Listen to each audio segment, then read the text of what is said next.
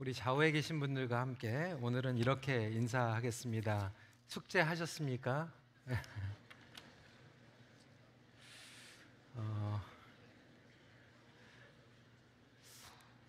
여러분들 어떻게 가족들과 함께 은사 점검 테스트 하셨는지 모르겠어요.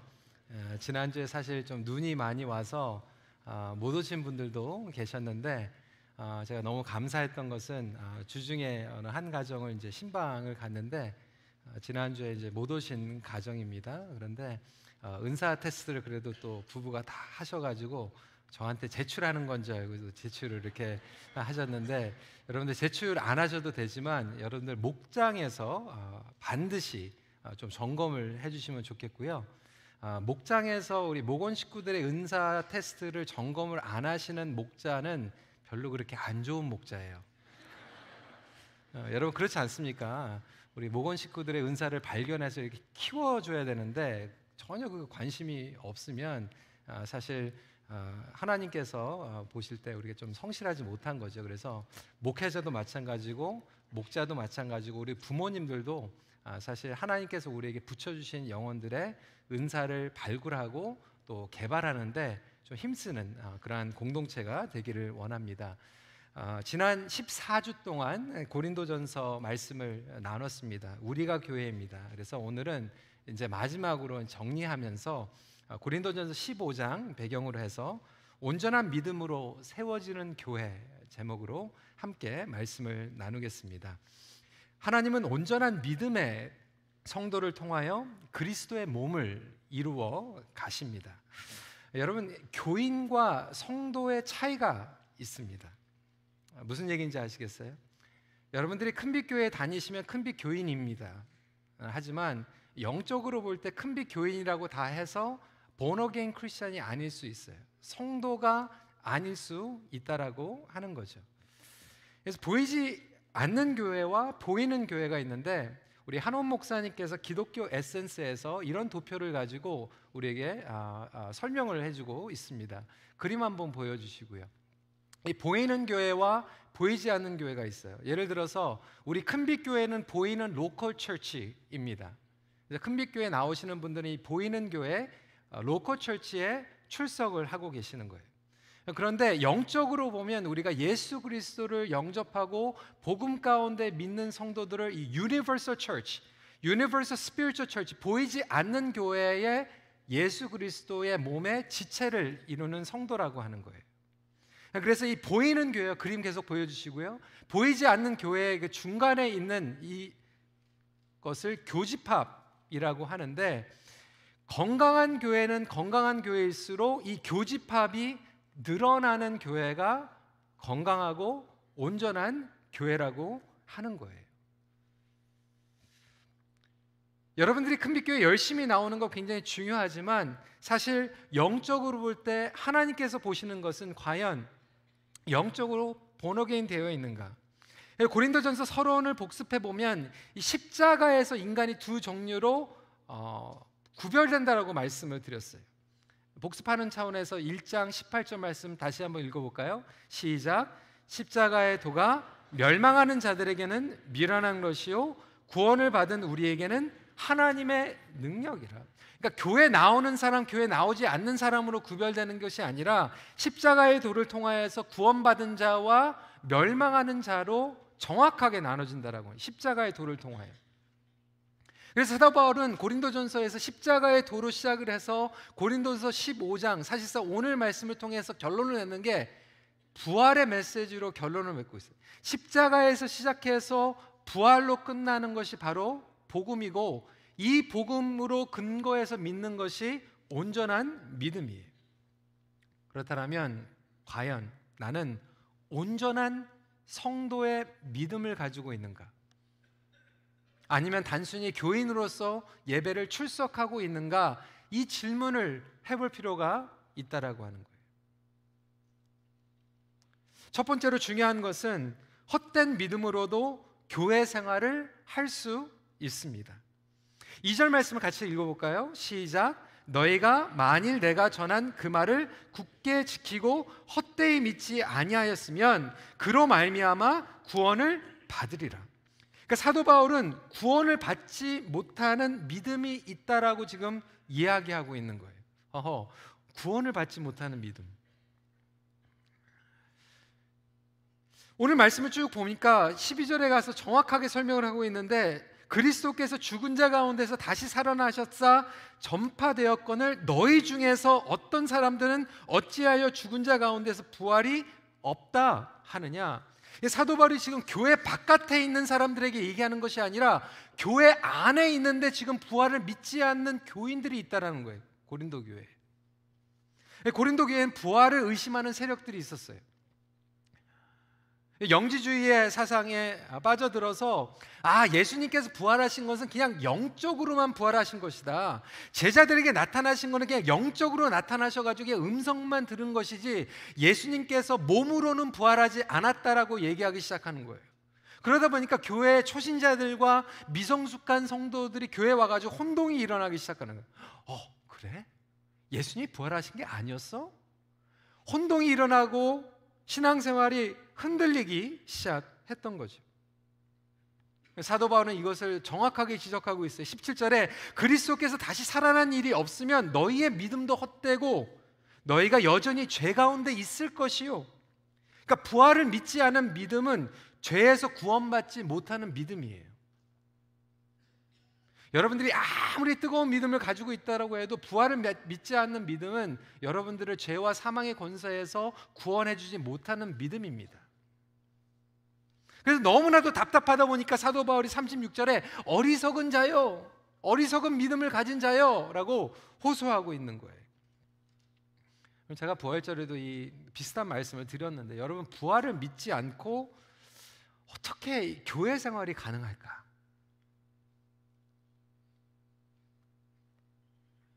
단편적인 예를 제가 드리겠습니다. 사진 한번 보여주시고요. 이 여자분 성함이 그레타 버스터라고 하는 목사님이에요. 이분이 목사님입니다. 그런데 이분이 몇 년 전에 이제 발표를 하는 거예요. 나는 더 이상 하나님을 믿지 않는다. 나는 무신론자다. 그런데 목사직은 계속 하고 싶다. 얘기를 하는 거예요. 여러분 이게 딴 세상 얘기가 아니에요. 이분이 어디에서 목회를 하고 있냐면 지금 토론토에서 목회를 하고 있어요. 토론토 웨스트힐 연합교회에서 목회를 하고 있는 분이에요. 그런데 에이티어스 파스터가 생긴 거죠. 나는 하나님을 믿지 않는데 그래도 목회를 하기 원한다. 그래가지고 이분 때문에 작년에 총회가 열렸어요. 11월 달에 총회가 열렸는데 총회에서 어떻게 결정이 됐을까요? 그래, 하나님 안 믿어도 목사의 잡은 그대로 하게 해주자. 그래서 계속해서 목사의 직분을 감당하며 일을 하고 있어요. 이 목사의 직분이 소명이 아니라 잡이기 때문에 그렇게 생각을 한 거죠. 잡인데. 여러분 한번 생각을 해보세요. 제가 여러분들에게 갑자기 저는 하나님 믿지 않습니다. 그런데 좀 목회하게 해주세요. 그러니까 저를 15년, 20년 동안 안 성도님들이 그래? 노 목사가 하나님은 안 믿지만 그래도 15년 동안 정이 든 게 얼만데 그래도 노 목사 괜찮은 사람인데 그래 목회하게 해주자. 인간관계로 인해서 얼마든지 직업을 유지시킬 수 있다라고 하는 거예요. 어떻게 이런 결정이 가능합니까? 근데 여러분 목사만 그런 게 아니에요. 오늘날 교인들도 마찬가지입니다. 복음을 믿지 않고 부활을 믿지 않고서도 얼마든지 교회 생활을 할 수 있어요. 인간적인 관계에 의해서 교회 생활하는 거죠. 교회 나오면 좋으니까. 이민 생활하면서 정말로 답답한데 그래도 주일날 일주일이라도 나와가지고 1시간 반 동안 한국어로 예배드리고 따뜻한 국밥 먹고 친구들 만나고 함께 놀고 즐기면서 교제할 수 있다라고 하는 거예요. 어떤 분들은 윤리적이고 도덕적인 교회 생활을 합니다. 좋은 얘기 듣는 거니까 나쁠 거 없잖아요. 어떤 부모님들은 믿지 않는데 자녀들 데리고 와요. 그래, 교회에서 크면 그래도 좀 삐뚤어지지 않을 것 같으니까.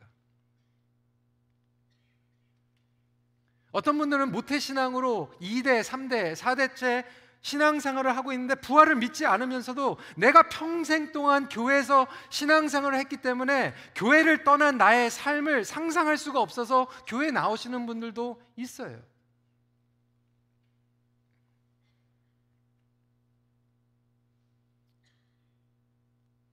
여러분도 혹시 그러한 믿음을 가지고 교회 생활하고 계시지는 않습니까? 만약에 여러분들께서 오늘날 기독교를 핍박하고 사람들을 죽이는 북인도나 무슬람 국가에서 태어나시고 신앙생활을 하고 있다면 과연 여러분들은 그곳에서 교회 생활을 할 수 있겠습니까? 많은 분들이 이 기독교 문화, 우리 북미에서는 기독교의 문화를 선호하면서 교회 생활을 할 수 있다라고 하는 거죠. 사실 부활하신 예수님을 만나기 전까지 제자들이 그렇게 신앙생활을 했어요. 예수님 말씀이 너무나도 좋으니까, 너무 능력이 있으니까, 확신이 있으니까, 예수님께서 기적을 베풀어 주시니까, 다른 사람들이 예수님은 유대의 왕이 되신다고 했으니까 잘 보이면 오른편에 앉을 수도 있고 왼쪽에 앉을 수도 있으니까 예수님 따라가 보자 하고 신앙생활 하는 거죠. 얻을 게 있으니까, 돌아오는 게 있으니까. 근데 그러한 믿음은 상황에 따른 믿음이었고 예수님께서 십자가에 가실 때 다 도망가 버렸어요.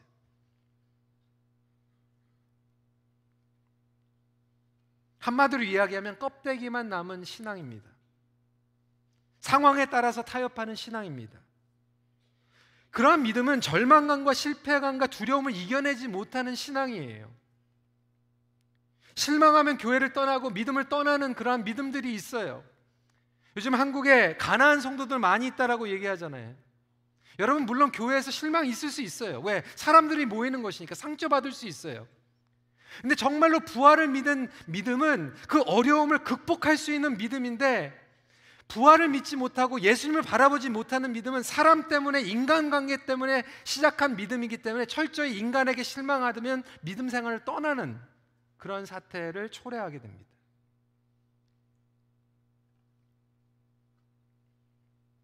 반면에 부활을 믿는 성도들은 어떠한 좌절 가운데서도 다시 일어나는 믿음을 소유한 성도들입니다. 예수님이 단순히 그냥 좋은 분, 인자하신 분이 아니에요. 그것만으로 충분하지 않습니다. 결국 내가 부활을 믿고 있는가가 내가 구원을 받았는가를 분명하게 구분해주고 있다라고 하는 거예요. 여러분, 아무리 교회 생활 큰빛교회 20년 30년 나오셔도 상관없어요. 십자가의 도와 부활을 믿지 않으면 영적으로 본어게인 된 것이 아니에요. 아무리 열심히 섬겼어도 상관없어요. 구원에 이르는 믿음이 온전한 믿음이라고 하는 것이죠.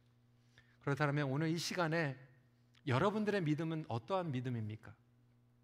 혹시 헛된 믿음을 가지고 지금 일평생 교회 생활을 하고 있지는 않습니까?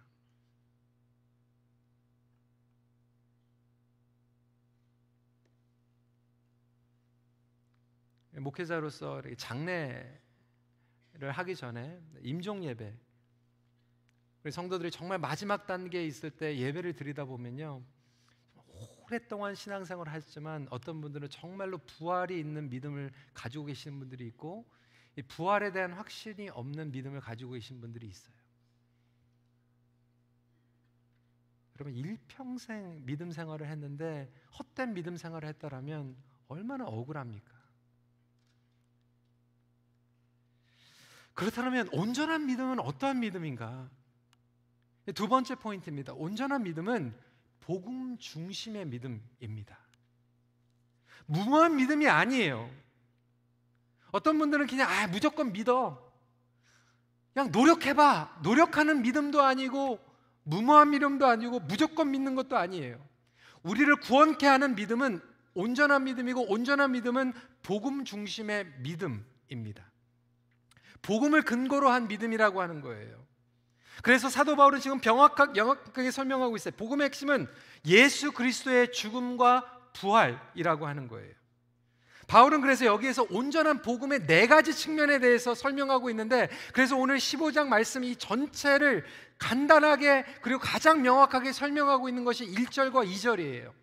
너무나도 중요하기 때문에 저희가 다시 한번 1절 읽도록 하겠습니다. 시작. 형제들아, 내가 너희에게 전한 복음을 너희에게 알게 하노니 이는 너희가 받은 것이요 또 그 가운데 선 것이라.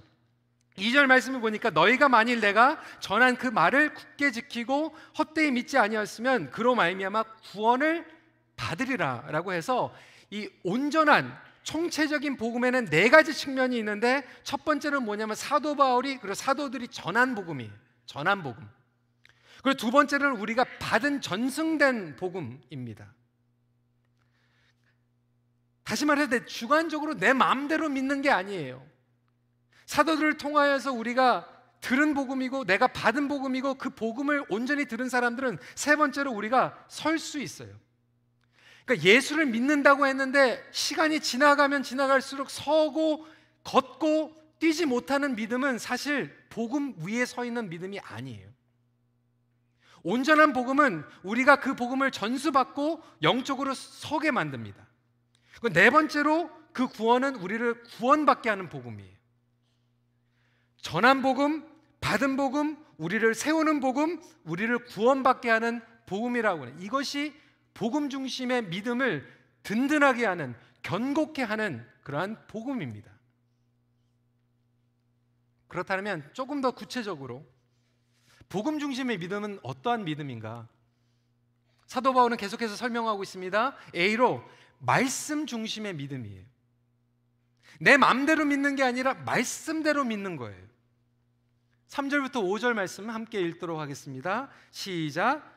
내가 받은 것을 먼저 너희에게 전하였노니 이는 성경대로 그리스도께서 우리 죄를 위하여 죽으시고 장사 지낸 바 되셨다가 성경대로 사흘 만에 다시 살아나사 게바에게 보이시고 후에 12 제자에게와. 그래서 여기서 사도 바울이 얘기하는 게 내가 믿는 것이 중요한데 그 믿음은 내 소신대로 믿는 것이 아니고 주관적으로 믿는 것이 아니라 성경대로 믿는 믿음이다.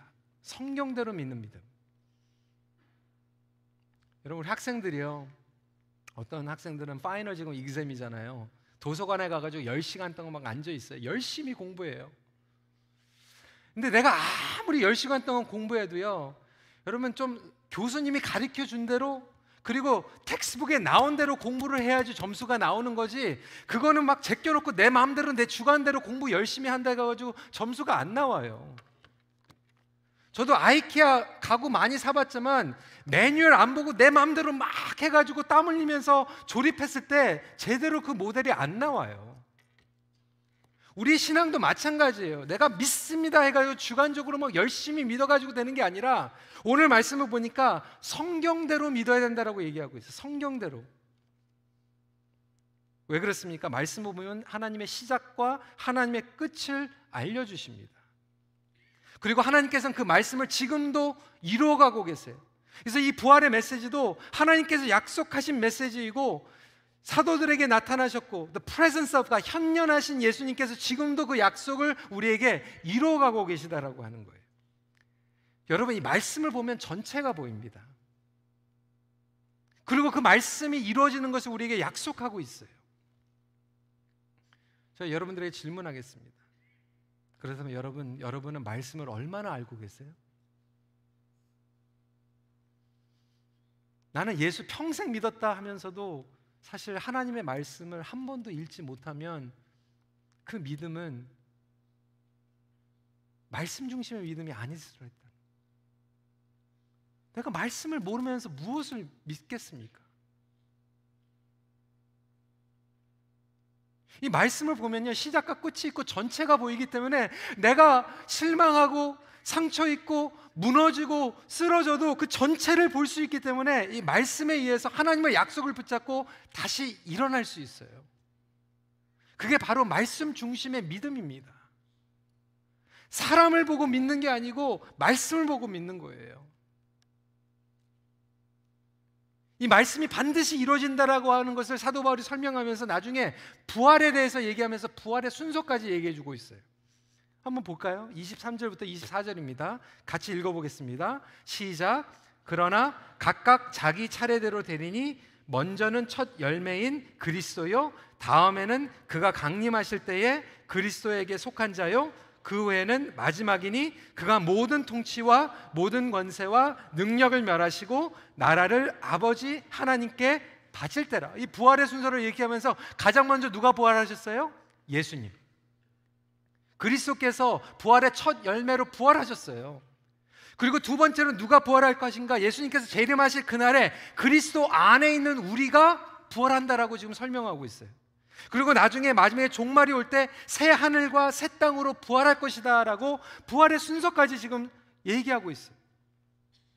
여러분, 말씀을 보시면 창세기부터 요한계시록까지 우리가 보게 되면요, 정말 우리의 믿음이 어디에 뿌리를 내려야 되는지 알게 되고요, 예수님을 중심으로 우리의 삶 가운데 어떤 일이 일어날 것인가, 그리고 부활이 일어날 것을 확신하면서 살아갈 수 있게 된다라고 하는 거예요.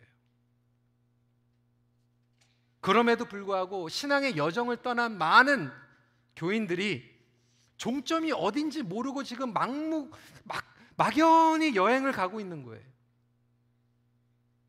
시작도 모르고 끝이 어딘지도 모르고 그냥 믿다 보면 어떻게 되겠지. 여러분, 그 믿음은 온전한 믿음이 아니에요. 하나님 나라를 위한 준비를 하면서 살아가는 믿음이야말로 온전한 믿음이죠. 그래서 릭 워런 목사님은 이렇게 얘기했어요. 이 세상의 삶은 유치원에 불과하다. 영원한 삶의 맛보기 정도일 뿐이다. 영원한 삶을 준비하는 잠시의 과정이라고 할 수 있다. 그래서 이 말씀을 이해하시는 분들은 나의 삶이 80년, 90년, 100년, 120년 살아도 이거 유치원밖에 안 되는구나, 이 전체를 보면서 믿음의 여정을 가고 있는 거예요. 근데 이 부활을 믿지 못하는 분들, 말씀을 믿지 못하는 분들은 막연하게 아직도 믿긴 믿는데 이 세상이 전부인 것처럼 착각하면서 신앙생활하는 거죠.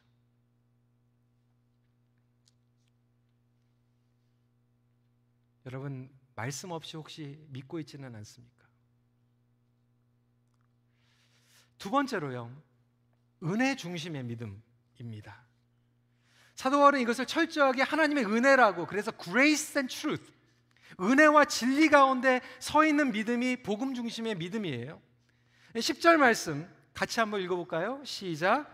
그러나 내가 나 된 것은 하나님의 은혜로 된 것이니 내게 주신 그의 은혜가 헛되지 아니하여 내가 모든 사도보다 더 많이 수고하였으나 내가 한 것이 아니요 오직 나와 함께 하신 하나님의 은혜로다.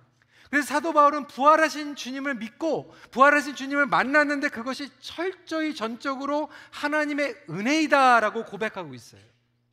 그러니까 나 같은 사람도 구원하시고 나 같은 사람도 포함시켜 주시고 나 같은 사람도 일꾼으로 불러주시는 분이 하나님의 은혜라고 하는 거지, 나의 소신이 아니에요. 나의 열심이 아니에요. 조금 열심히 하면 뭐가 된 것처럼 착각하는 믿음이 아니에요. 근데 문제는 많은 분들이 은혜를 오해하고 있어요. 잘못된 겸손으로 오해하십니다.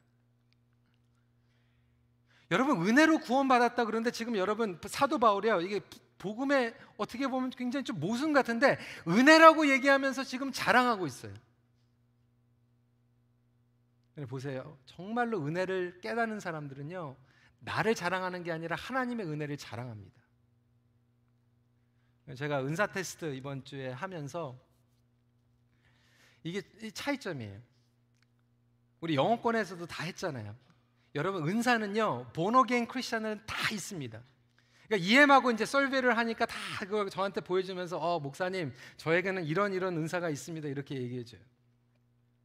근데 KM은요, 은사 테스트 다 해가지고 은사가 나왔는데 뭐라고 얘기하면 저 은사 없어요, 저 못해요.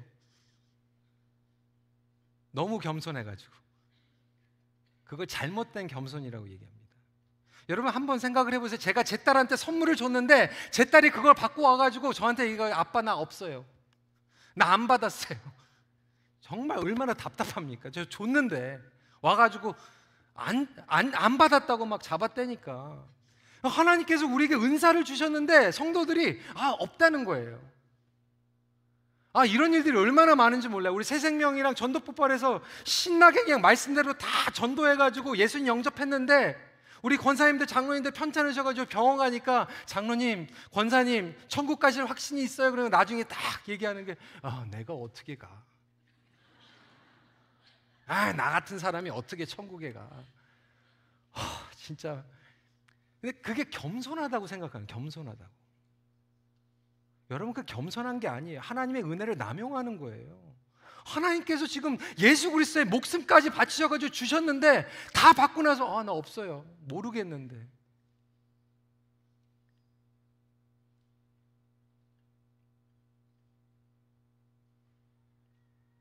사도 바울은 우리 믿음이 말씀 중심의 믿음이고 은혜 중심이라고 믿음하는 것은 하나님께서 나에게 주신 것이 나의 자격 때문에 주신 게 아니라 나는 자격이 안 되지만 하나님께서 나를 택하여 주시고 나에게 무조건적인 사랑과 은혜를 베풀어 주셨다, 그거 고백하는 거예요.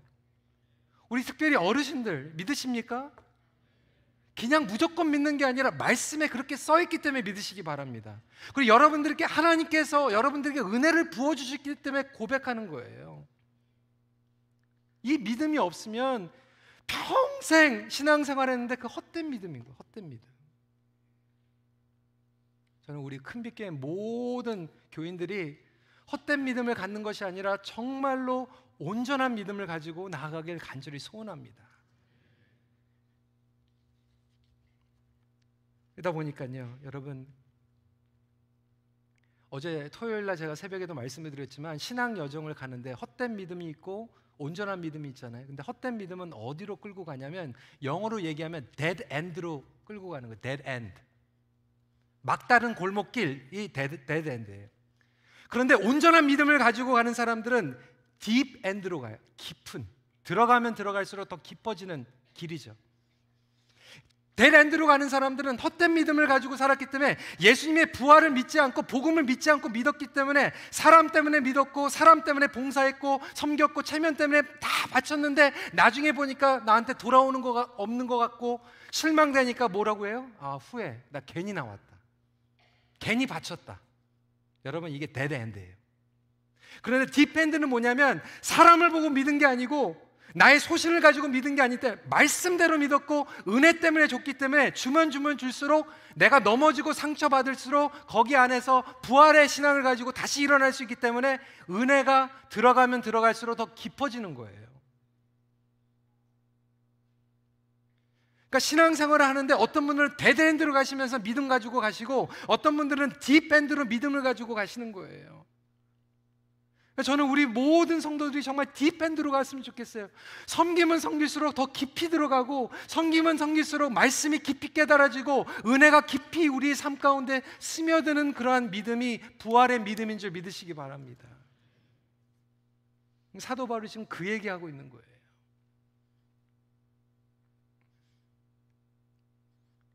그러면 나는 데드엔드로 갔는가 딥엔드로 갔는가, 이것을 온전한 믿음으로 구별하는데 마지막 포인트입니다. 그래서 온전한 믿음은 매일 죽는 믿음이에요. 여러분, 이게 복음의 역설입니다. 살아있는 믿음은 매일 죽는 믿음. 이해가 되세요? 죽음을 이겨내는 믿음이죠. 31절 말씀 함께 읽겠습니다. 시작. 형제들아, 내가 그리스도 예수 우리 주 안에서 가진 바 너희에 대한 나의 자랑을 두고 단언하노니 나는 날마다 죽노라. 사도 바울은 이 부활의 믿음을 가지고 있기 때문에 너무나도 확신에 차가지고 나는 날마다 죽을 수 있다. 그럼 어떤 분들은 이렇게 생각해요. 부활절 메시지 들을 때마다 이러잖아요. 십자가가 없으면 부활이 없습니다. 내가 죽지 않으면 부활되지 않습니다. 그러니까 내가 죽어야지. 그런데 안 돼요. 왜 안 돼요? 내 힘으로 죽으려고 하니까. 그런데 부활이 믿겨지고 부활에 대한 확신이 있으면 내가 오늘 죽는 것이 성령의 힘으로 가능해요. 그러니까 죄에 대해서 죽는 거예요. 나의 욕심에 대해서 죽는 거예요. 여러분, 내가 죽는다는 게 이해가 되세요? 아마 부모님들은 이해가 되실 거예요. 부모님들, 여러분들 자녀 키우면 여러분들 죽어야 되잖아요. 무슨 얘기인지 아시겠죠? 제가 한 달 전에 여성 예배에서 얘기를 했는데요, 저도 그거를 배우고 있어요. 자녀 키우니까 내가 죽어야 되더라고요. 저는 솔직히 옛날에는 그 이해 안 갔어요. 아브라함이 어떻게 그 외아들 그 이삭을 어떻게 바칩니까? 하나님 너무나도 엉뚱한. 저는 옛날에 그랬어요. 하나님, 저는 그렇게 못합니다. 어떻게 이삭을 바쳐요? 근데 제가 요즘 다시 깨달음이 왔어요. 사춘기 자녀를 키우다 보니까 제가 깨달음이 온 게 뭐냐면 아브라함이 이삭을 바칠 수 있었던 그 비결이 이삭이 사춘기였어요. 그 16살. 그러니까 하나님께서 말씀하시자마자 그날 새벽에 일어나가지고 생각도 하지, 당장 데리고 그냥 바치겠습니다. 제가 어렸을 때는, 우리 애들이 어렸을 때는 그게 느낌이 안 왔는데 요즘은 그랬구나. 그랬구나. 그냥 새벽에 그냥 기도도 안 하고 그냥 올라가죠. 여러분, 농담이에요. 괜히 또 저희 딸한테 그렇게 얘기하면 상처가 됩니다. 내가 죽는다라는 게 무슨 얘기인가? 여러분, 정말 힘들어요. 내 남편에게 내가 죽는 것, 나의 자녀에게 내가 죽는 것, 때로는 심지어는 교회 안에서 내가 죽는 게 힘들어요. 그런데 정말로 내가 부활의 신앙, 온전한 믿음을 갖게 되면 내가 날마다 새로워지는 비결을 알기 때문에 날마다 죽을 수 있는 거예요. 나의 옛 소성이 오늘 죽는 거예요. 나의 거짓됨과 나의 정력이 오늘 죽어버리는 거예요. 그런데 온전한 신앙을 가지고 있지 않으면 내가 죽을 수가 없어요. 왜? 내가 이 세상에서 이룬 게 이게 얼만데 본전 생각 나거든요. 못 죽는 거예요. 내가 얼마나 노력했는데 나를 무시해? 나를 못 알아줘? 사도 바울은 32절 33절에 이렇게 얘기하고 있어요. 내가 사람의 방법으로 에베소에서 맹수와 더불어 싸웠다면 내게 무슨 유익이 있으리요? 죽은 자가 다시 살아나지 못한다면 내일 죽을 터이니 먹고 마시자 하리라. 속지 말라. 악한 동문들은 선한 행실을 더럽히나니. 사도 바울이 얘기하는 것은 부활을 믿지 못하면 오늘 당장 그냥 먹고 마시고 그냥 다 소비하고 그냥 마음대로 살라는 거예요. 사도 바울이 얘기하는 부활이 믿기지 않으면 교회 나오지 말라는 거예요. 왜 귀한 시간에 집에서 놀지? 잠이라도 주무시지. 그 돈 가지고 식구들하고 외식하지? 사도 바울이 반론하고 있는 거잖아요. 그렇지만 부활이 너무나도 선명하기 때문에 내가 오늘 죽어도 아깝지 않다라는 거예요. 매일 죽는 방법이 무엇인가? 여러분, 유명한 다윗 이야기가 있습니다. 성경에 나오지 않은 이야기인데요. 유대인의 지혜시, Wisdom Literature, 미드라시라고 하는 지혜서에 나와 있는 이야기예요. 다윗 왕이 어느 날 궁중에 최고의 보석 세공사를 불러가지고 지시를 내립니다. 내가 항상 지닐 만한 반지를 하나 만들어 주십시오. 그리고 그 반지에 글귀를 세워 주십시오. 새겨 주십시오. 어떤 글귀를 새겨 주십시오? 알아서 새겨 주시는데, 내가 전쟁에서 승리하거나 위대한 일을 이뤘을 때 그 글귀를 보면서 우쭐하지 않고 겸손해질 수 있는 글귀여야 되고, 또한 반대로 견디기 힘든 어려운 절망에 빠졌을 때도 그 글귀를 읽으면 용기를 줄 수 있는 내용이어야 됩니다. 이렇게 숙제를 준 거예요. 세공사가 최고의 세공사니까 반지는 최고의 반지로 만들었는데, 문제는 이 글귀를 무슨 글귀를 넣는가 고민에 빠지는 거예요. 몇 주 동안 그냥 밤을 새면서 생각하는데 떠오르지가 않는 거예요. 여러분, 어떤 글귀를 새기겠어요? 뭘 새기겠어요? 누가 아시는 것 같아요? 그렇죠? 유명한 얘기니까. 한참을 고민하다가 답이 안 나오는 거예요. 그래서 궁중에서 제일 똑똑하다라고 하는 지혜로운 솔로몬 왕자를 찾아갑니다. 솔로몬 왕자가 이렇게 제안을 해요. 이렇게 써놓으세요. 이것 또한 지나가리라. 제가 이 얘기하니까 괜히 또 어떤 분들은 김범수 생각해가지고 지나간다. 그런데 그 내용이 아니지. 이것 또한 지나가리라. 그래서 내가 이 세상에서 아무리 성공하고 잘 나가는 것 같아도 그걸 딱 보니까 이것 또한 지나가리라.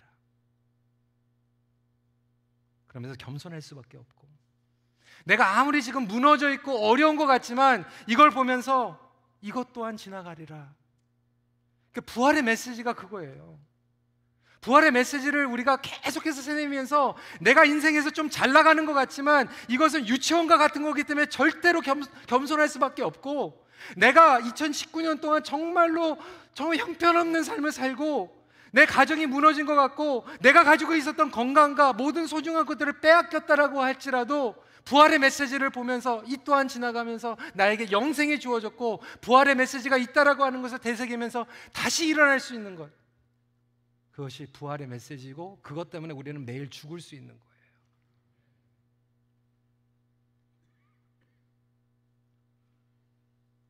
그래서 오늘 다시 새롭게 시작할 수 있는 믿음, 온전한 믿음은 무너지지 않습니다. 죽음도 흔들릴 수 없는 믿음이기 때문에 그렇습니다. 제자들이 나중에 결국은 이 믿음 가지고 일어난 거예요. 성도 여러분, 여러분은 어떠한 믿음을 가지고 지금 교회 생활하고 계십니까? 교회도요, 매일 죽어야 돼요. 우리 큰빛교회도 매일 죽어야 됩니다. 제도적으로, 정치적으로 묶여지지 않고 매일 죽을 때 우리는 십자가의 능력과 부활의 능력을 경험하게 됩니다. 목회자와 지도자들이 죽지 않으면 교회는 살아있는 교회가 아니라 영적으로 죽은 교회가 되는 거죠. 부모님들도 마찬가지예요. 부모님들이 죽지 않으면 부활의 능력이 가정 가운데 경험되지 않아요. 우리가 매일 죽을 때 더 이상 옛 속성이 우리를 지배하지 않습니다. 새로운 창조, 새로운 부르심, 새로운 언어, 새로운 믿음, 새로운 권위와 능력이 우리 삶 가운데 드러나기 시작합니다. 그렇다면 오늘 이 시간에 다시 한번 나는 어떠한 믿음을 가지고, 나는 온전한 믿음을 가지고 교회 생활을 하는가? 여러분, 저는 여러분 모두가 우리 큰빛교회 되는 게 아니라 성도가 됐으면 좋겠어요.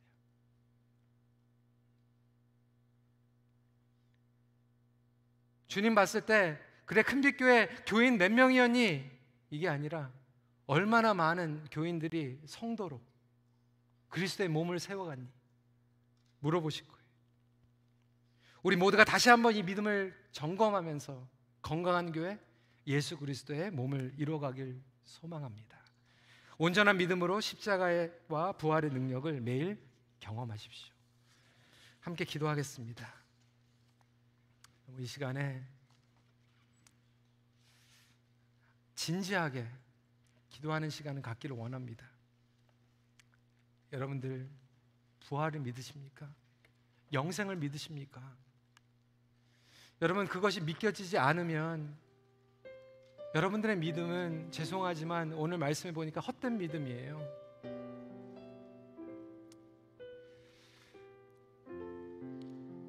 오늘 이 시간에도 1000명 이상의 우리 교인들이 앉아 있는데 여러분들에게 제가 진지하게 고민하겠습니다. 혹시 여러분들이 예수 그리스도의 십자가의 구속과 이 부활, 성경대로 믿고 은혜로 믿는 그 온전한 믿음이 나에게 있었는지 지금 확실치 않다라면, 특별히 우리 어르신들도 마찬가지고요, 우리 이 시간에 예수 그리스도를 다시 한번 좀 영접하는 시간 가졌으면 좋겠어요. 주님, 제가 교회 생활을 했는데 확신이 없습니다. 말씀대로 믿는 것이 뭔지도 몰랐고 내가 은혜로 믿는 것인지 몰랐습니다. 그냥 노력으로 그냥 어떻게 무작정 교회 나오다 보면 어떻게 되는지 알았어요.